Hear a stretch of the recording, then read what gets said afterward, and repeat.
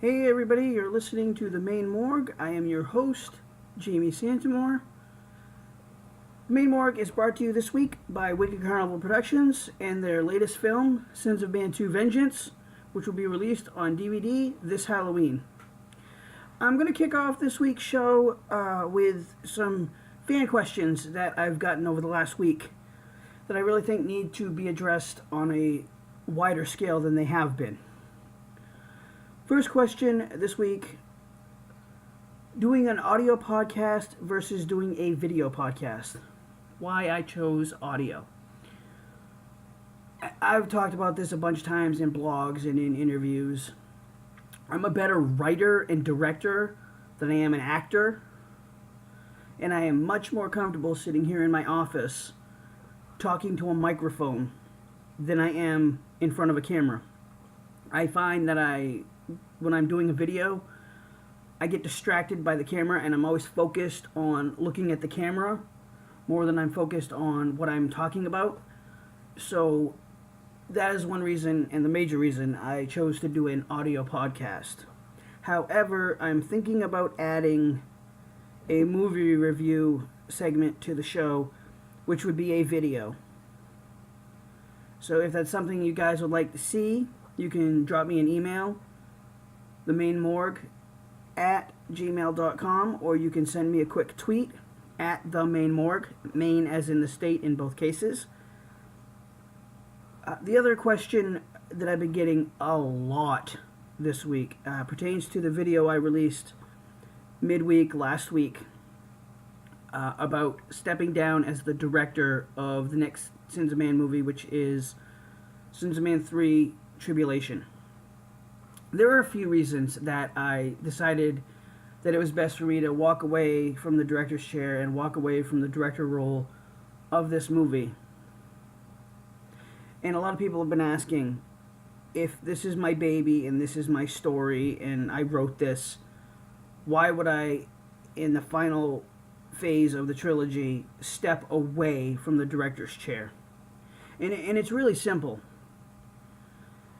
When I'm on set, yes, I wrote the script. Yes, I want to direct the scenes. But when I write, and I said this in the video actually, when I write, I leave things a mystery even to myself, because I'll come up with 2 or 3 things that I want to add to every single scene in the movie. And because it's not written in the script, people have a hard time realizing or understanding what I'm trying to do with a particular scene. And this was very apparent during the final shooting weekend for Vengeance, when we had to turn everything on its ear and rewrite the entire ending of the movie due to people not being there. So that was the straw that broke the camel's back, as the saying goes. And I decided that I want to focus on the writing of the story, the storytelling, the characters, the character development, the character arcs throughout the third film. And it's not like I'm just handing the directing over to somebody just walking through the door.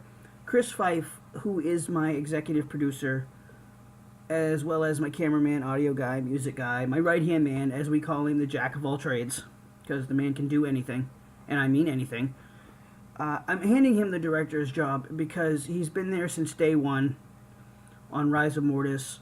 He's been through everything with me right there by my side, and I know, without a shadow of a doubt, 100% certainty, that he will deliver a kick-ass trilogy, ending to the trilogy with Tribulation, and I just know that. I want to clear up something 100%, and I want to make it crystal clear. I was not forced out as director by anyone, and it's quite comical when I read that in my email. And that was the most common thread, is that I was removed as director.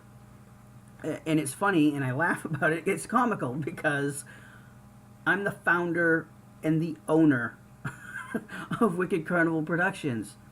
Sins of Man is my script. I wrote it. It's my story. It's my intellectual property.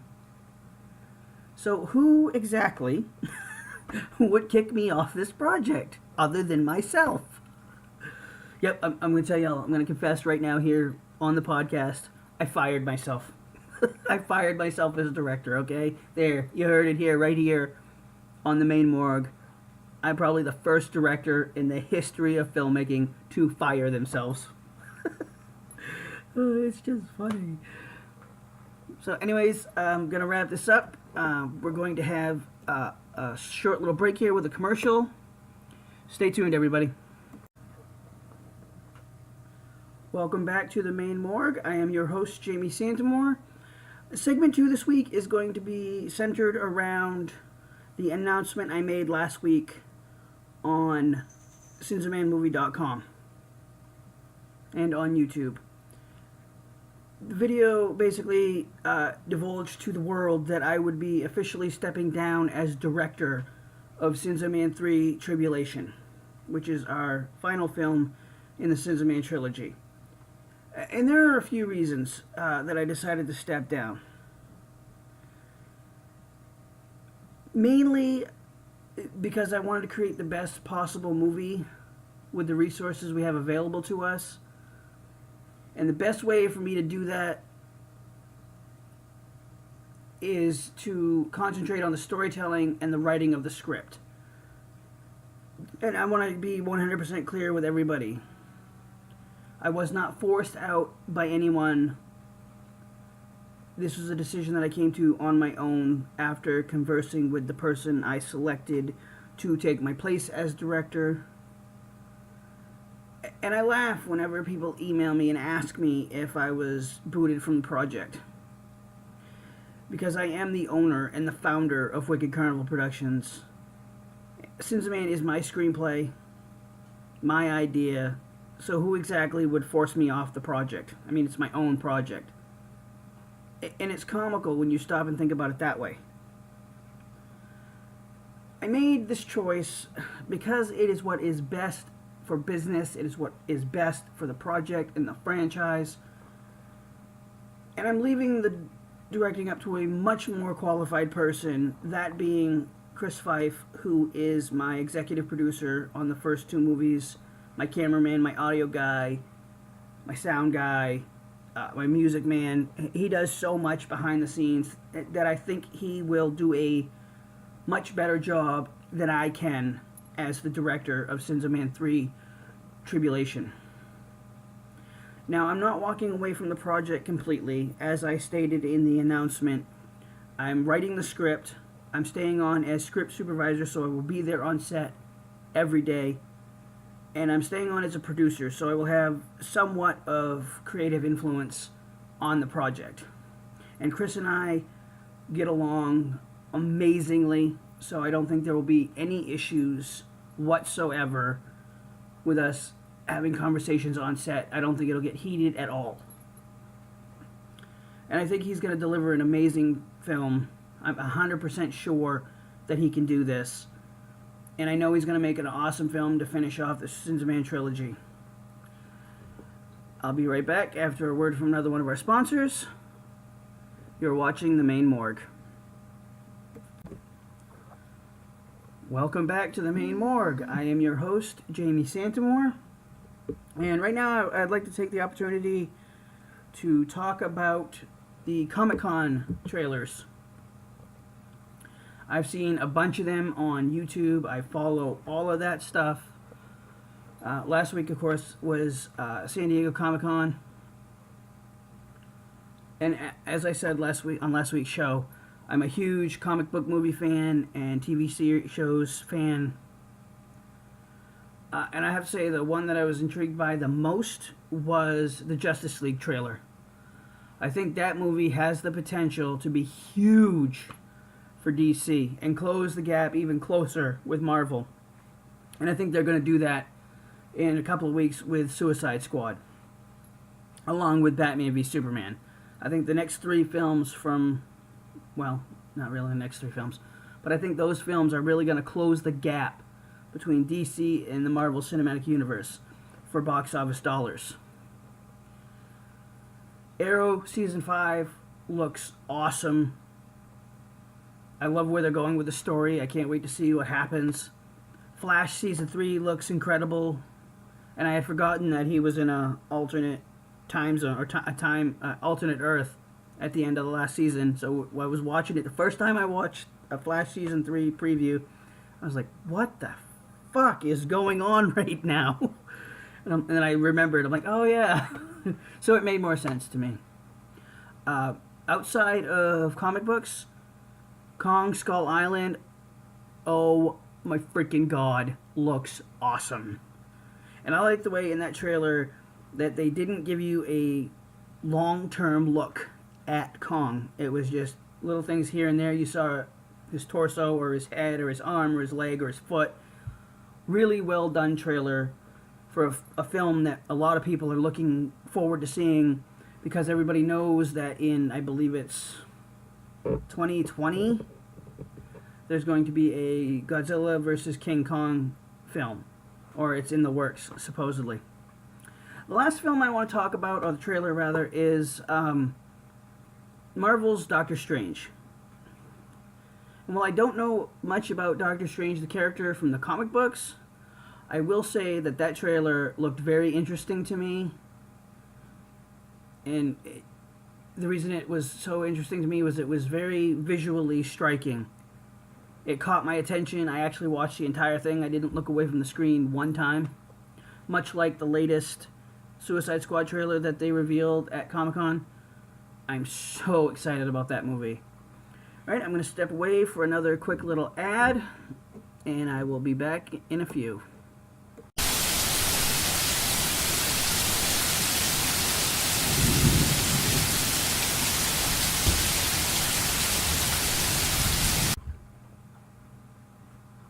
In this segment, I'm going to talk about some movies that I've seen lately, what I liked, what I didn't like, and I'm going to kick this segment off with 10 Cloverfield Lane.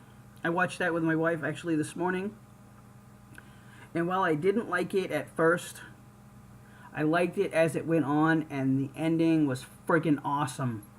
And I really hope there's a direct sequel to it.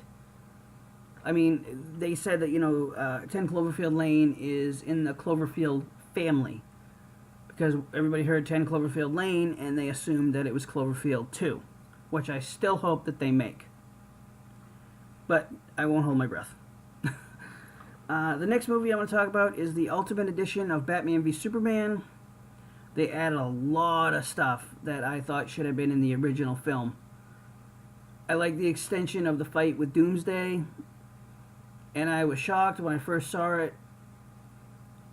And when they actually killed Superman, I was like, "What the fuck?"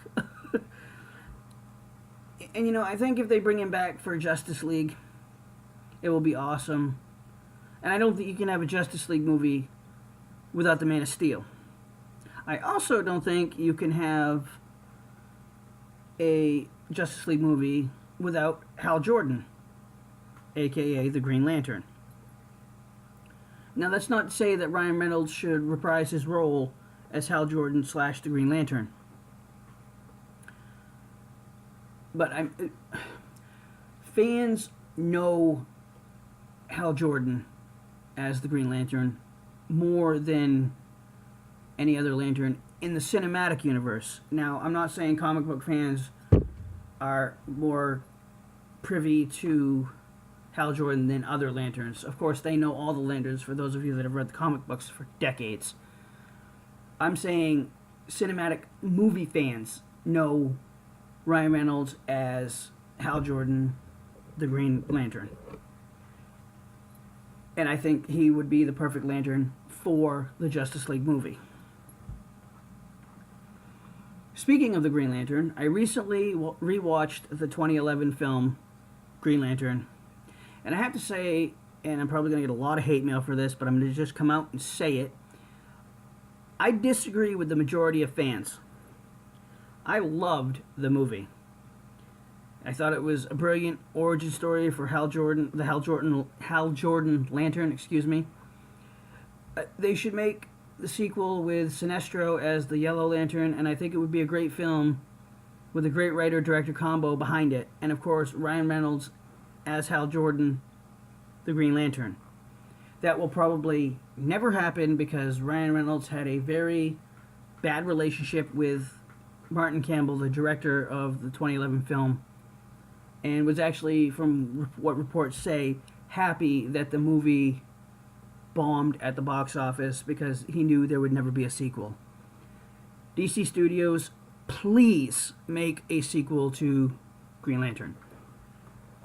I'm going to step aside for another ad, and I will be back to wrap up the show. You're listening to the Maine Morgue.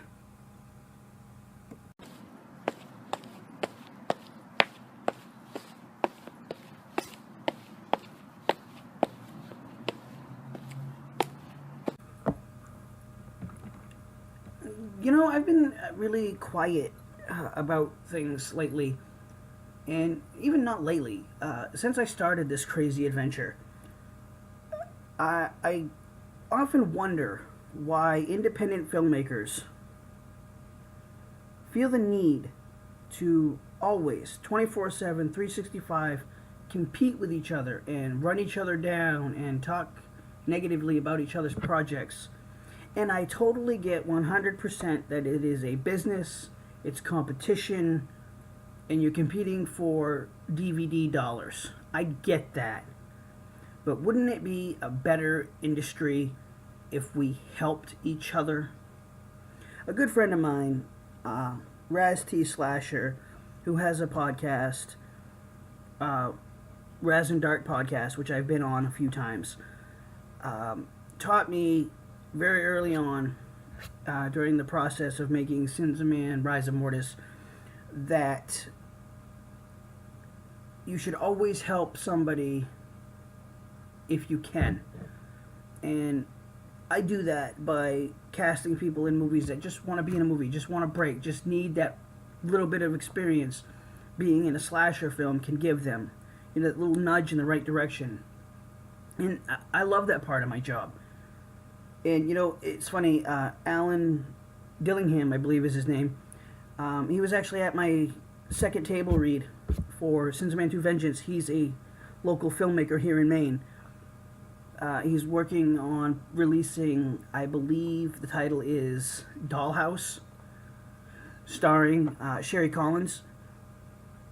And we're actually, the way it looks right now, going to be competing for DVD sales on Halloween this year when we release Vengeance opposite of Dollhouse. And I don't want to compete with him.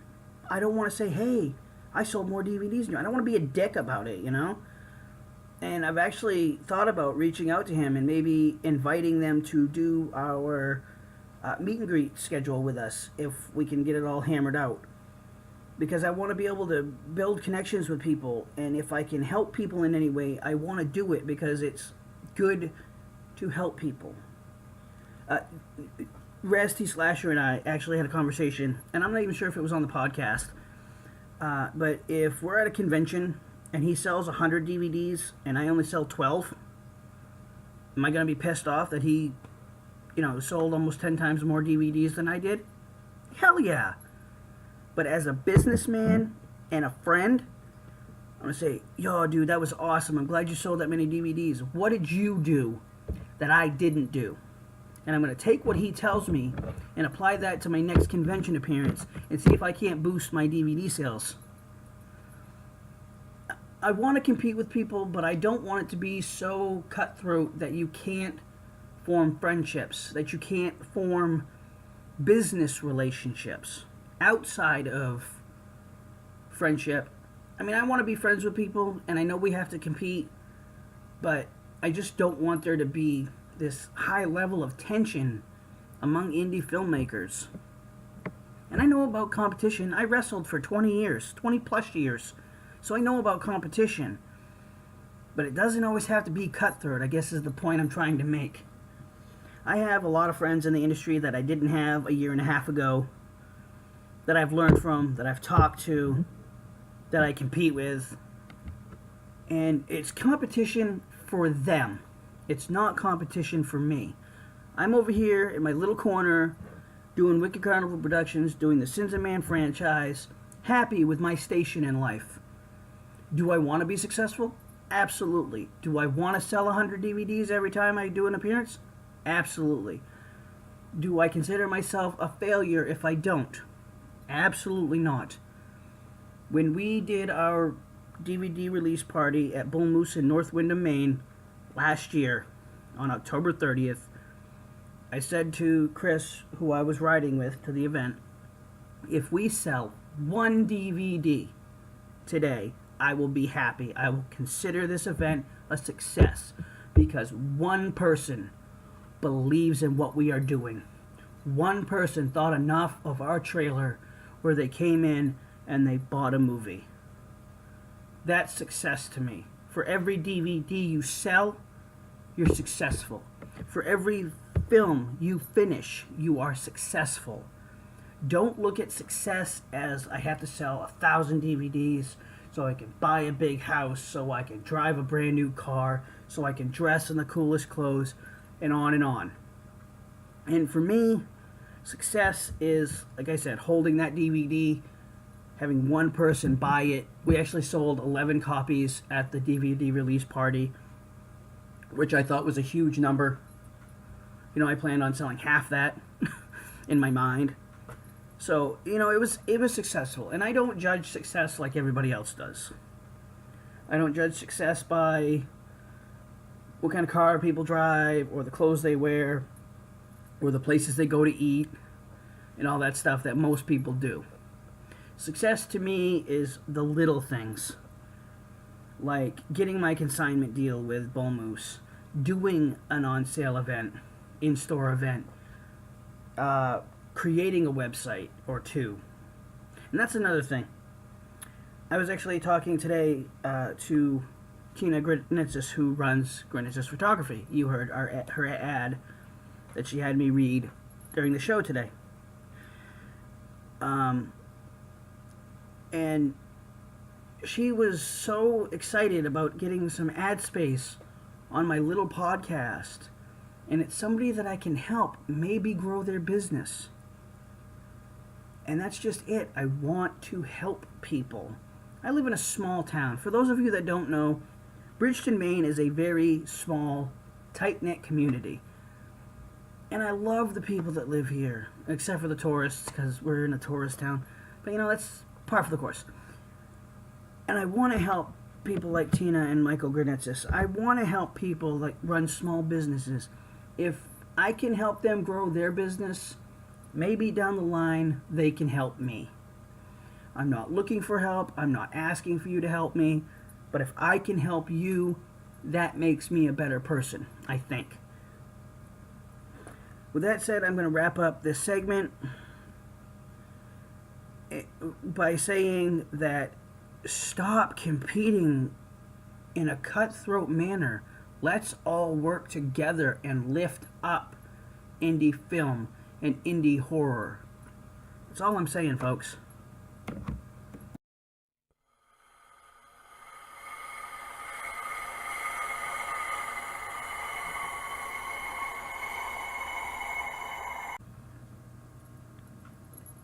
Welcome back to the Maine Morgue. Right now I'm going to do a little segment answering my 10 most common questions that I get in email on a weekly basis. Now, I just did a quick little count of the questions, and I believe these are the 10 most common questions. Number 1, what is my favorite movie? And every time I get this question, I laugh because I go on horror groups on Facebook, and I say it on Twitter all the time, and I say it in my blogs. My absolute favorite movie of all time is John Carpenter's Halloween, which came out in 1978. It was the first horror movie I ever saw. Scared the shit out of me, and my dad actually let me watch it on Halloween when I was 10. Which made trick-or-treating later that night very, very interesting. So yeah, that's my favorite movie of all time. I also get asked what my favorite non-horror movie is. And that one's a little bit more difficult for me because there are so many amazing movies out there. I'll give you a few. I love the Star Wars films. I'm also a coming-of-age romantic comedy fan. Of recent films, last decade or so, I would say my favorite movie is I Love You, Beth Cooper, or It's Kind of a Funny Story. Uh, Excuse me. I really enjoy those types of films. I like the Austin Powers movies. I like comedies. I like to laugh. So I'm not just a complete horror nut. I mean, I love horror, don't get me wrong. But I do like to watch other movies. I love Kevin Smith's movies. He's hilarious. I love Jay and Silent Bob. And I'll tell you something, I would love to work with or for Kevin Smith someday on a Jay and Silent Bob movie because it would be awesome to see him on screen through a whole friggin' movie on set and not say a word until almost the end of the movie. I want to know how he does that.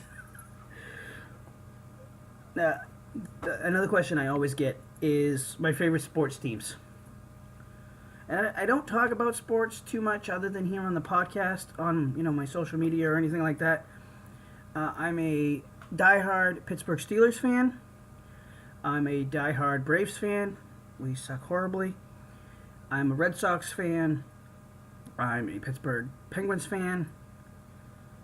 I don't follow NASCAR other than to watch the highlights on like Sports Center.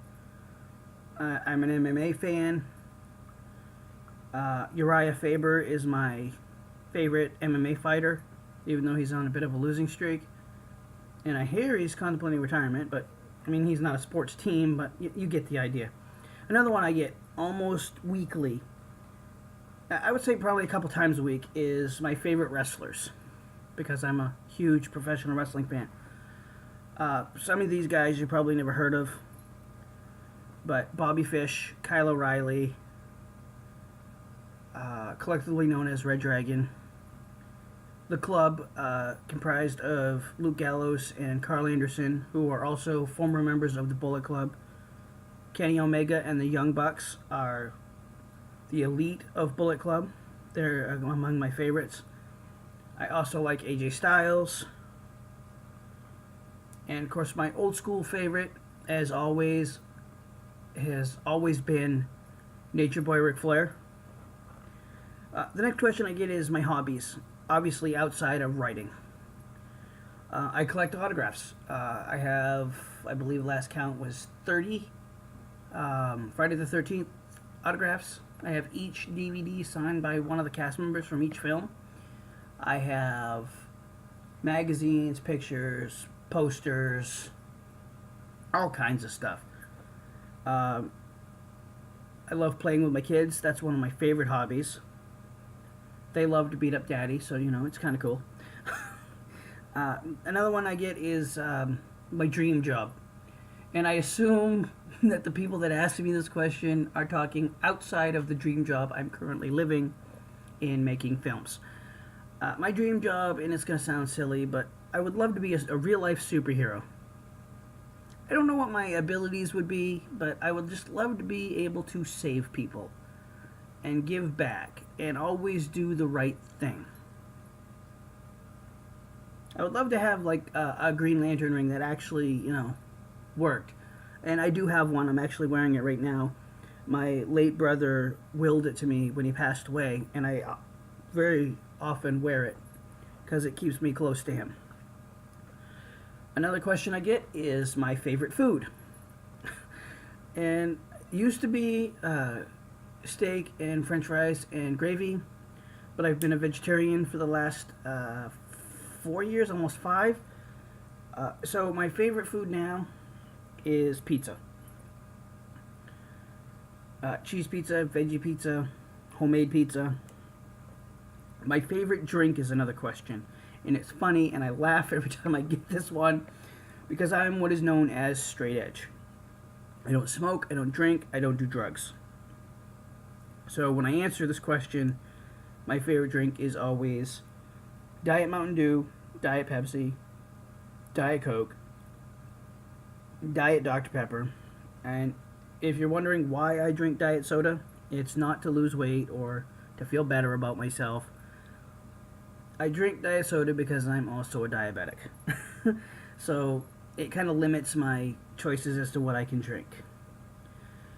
Another one that's a subcategory of favorite food, favorite drink is what is your favorite snack? And I'm a huge fan of French fries as well as Doritos chips. And I recently discovered that I really enjoy Cool Ranch Doritos. I used to be a straight up nacho Dorito guy, but now I like Cool Ranch as well. And the last question that I get asked on a daily freaking basis is, who are my influences? Obviously, John Carpenter, Wes Craven was another huge influence on me, as well as Sean S. Cunningham, who, for those of you that don't know, created Friday the 13th. Todd Farmer has been an amazing influence on me, and I've actually had conversations with Todd Farmer via Twitter about my early writing career and how to do things and so forth. Another one that might surprise people is Larry Zerner, who played Shelley in Friday the 13th Part 3. And ironically enough, is the reason Jason wears a hockey mask. He's now an entertainment lawyer and has been for a very long time.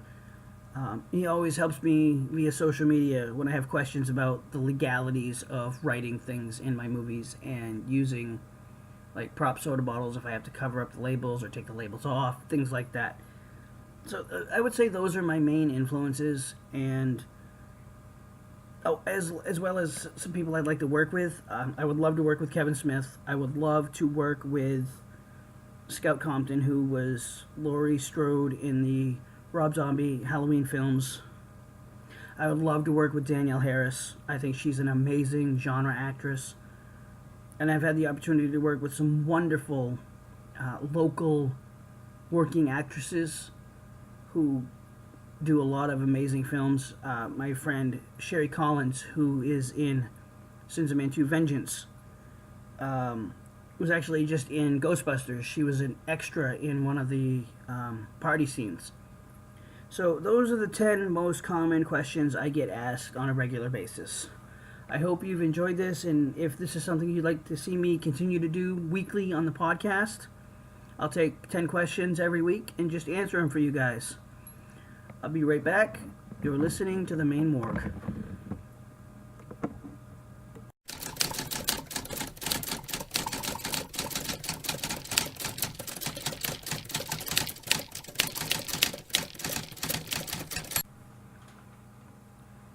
To wrap up the show this week, I'd like to talk about the pressure of writing a killer script. And to be honest with you, I don't normally feel pressure when I'm writing. And to be honest, it comes easy to me. For the most part. I feel the pressure that I feel comes from my cast members who want to read the script for Tribulation before I even have the outline finished. While I'm happy on one hand that they are so interested to read the script, and that means I must be doing something right with the way I write my scripts. Now let me go back for a minute and say that I'm not at all bragging when I say that writing comes easy to me. It just simply does. I look at it like this. I have seen all the classic slasher movies from back in the day, and I have a good grasp on what works and what doesn't. And to be honest, I don't really think, that the Sins of Man films are solely quote-unquote slashers. I look at them as a mix between a slasher film and a classic murder mystery. Because I want the fans watching the film be trying to figure out not only who the killer is, but why they're killing people. Alright, so that's going to wrap it up for this week.